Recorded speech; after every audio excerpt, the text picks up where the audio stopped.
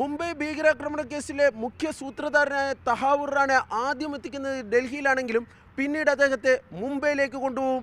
മുംബൈയിൽ അദ്ദേഹത്തെ പാർപ്പിക്കുന്നത് ആദർ റോഡിലെ central പ്രിസണിലാണ്. Central പ്രിസണിലെ 12-ാം number ബാരക്കിലാണ് Tahawwur Rane പാർപ്പിക്കാൻ വേണ്ടി തീരുമാനിച്ചിട്ടുള്ളത്. ആ ബാരക്കിനൊരു പ്രത്യേകതയുണ്ട്.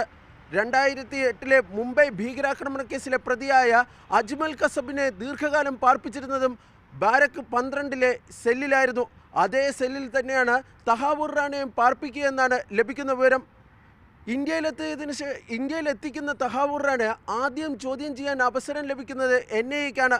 കാരണം NIA രജിസ്റ്റർ ചെയ്ത കേസിലായിരുന്നു തഹാവൂർ റാണയുടെ പേര് ആദ്യം ഉൾക്കൊള്ളിച്ചിരുന്നത്.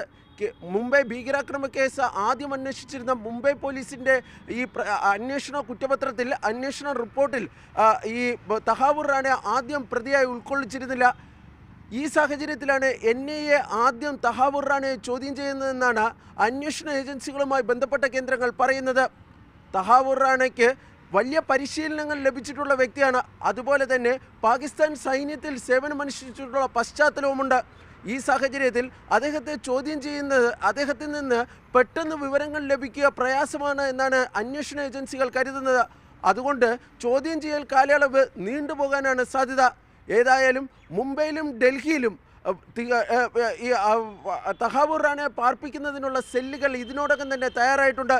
ഡൽഹിയിൽ തിഹാർ ജയിലിലാണ് അതീവ സുരക്ഷാ ക്രമീകരണങ്ങളോടുള്ള സെല്ലിൽ തഹാവൂർ റാണയെ പാർപ്പിക്കുക എന്നാണ് അന്വേഷണ ഏജൻസികൾ വ്യക്തമാക്കുന്നത്.